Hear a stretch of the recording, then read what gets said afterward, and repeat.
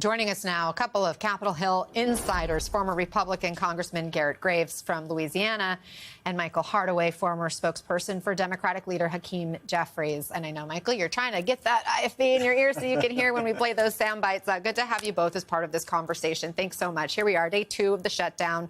Congress isn't in session. We just listened to at least Speaker Johnson talk this morning about the pain that Americans are feeling. But here's what he also said about all this yesterday on a podcast. There are some good things that could come out of a shutdown, but there's pros and cons. It does give an opportunity to the power in charge, the president in charge, to make unilateral decisions that don't need a vote of Congress about which programs in the government are essential and which are not. Congressman, are you surprised to hear the Speaker of the House go there? I mean, isn't Congress supposed to have the power of the purse? Yeah, but I think this shutdown's a little different than ones we've seen in the past. President Trump, to some degree, as well as the White House Office of Management Budget Director Russ Vought, I think that they're looking at this like an opportunity to demonstrate that the federal government is too big, too many people, costs too much money, too slow, too large. And they're going to prove that by having the government shut down, and I think to a large degree, calibrating where the impacts are. So I think that this is a unique shutdown, and that the president is willing to use this to demonstrate that you can reduce the size of the federal government, and effectively Congress is giving him the right to do so. Yeah. Is it surprising to you, Michael, that Congress would just sort of hand over its power like that? But this is how congressional Republicans have operated over the last 9 months. So it's no surprise because they have rubber stamped everything he's done. So that's not a surprise. I think I'm disappointed as someone who worked during the last shutdown in the House and someone who's also worked in the Senate in terms of how this has come together. It's never really been a situation where the president hasn't stepped in and shown leadership and brought leadership from both sides of the aisle together to come to a solution. That seems to be the issue here. Donald Trump waited until 48 hours before the shutdown to start conversations. That's not being an honest broker. That's not looking for solutions. And so, as we look at where we are right now, it seems like we're very far from opening the government, in large part because the president is not leading. It does feel like we're far away right now because we're not seeing people talk to each other. They're talking about each other. Congressman, there are, in the meantime, hundreds of thousands of Americans impacted right now with fears of mass firings on top of furloughs. And here's what Republican Dusty Johnson of South Dakota had to say about that. President Trump's been very clear that he intends to follow through with these layoffs.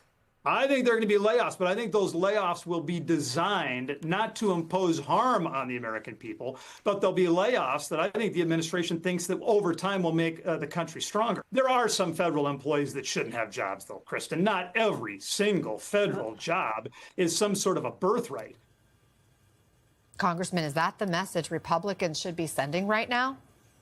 Look, I have a lot of respect for Dusty Johnson, sort of side by side with him. I think he's a really bright guy. So look, I do think we need to keep in mind the federal government is not supposed to be a jobs program. I agree with Congressman Johnson that every federal employee doesn't deserve a job or, as he said, a birthright. And look, you also have to keep in mind how we got here. Republicans actually voted to keep government open. They voted on the same exact appropriations bill at the same exact levels that Democrats have voted on over and over and over again.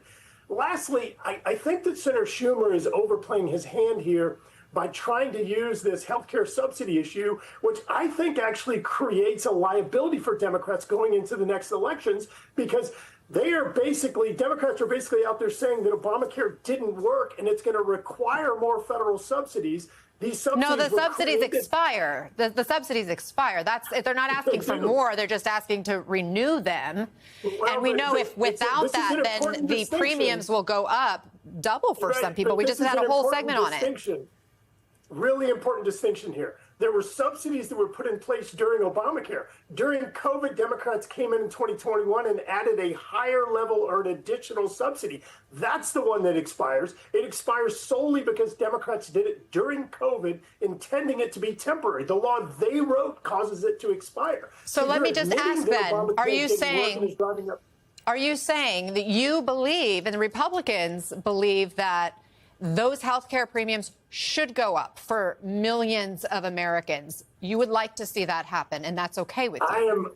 I am saying that Obamacare, the Democrats are proving and admitting that Obamacare didn't achieve the objectives of lowering healthcare costs. It's actually causing costs to go up for all Americans, which Republicans have opposed. Look, something that's bipartisan, and I'm sure Michael would agree, one of the things we've got to attack is bringing down healthcare costs overall. They've gone up way too much. They're unaffordable, and that's something that should have bipartisan support. But coming in and having the federal government spend $350 billion whenever Democrats cause this to be expired, it's an additional subsidy. I don't think it's the right hill to die on.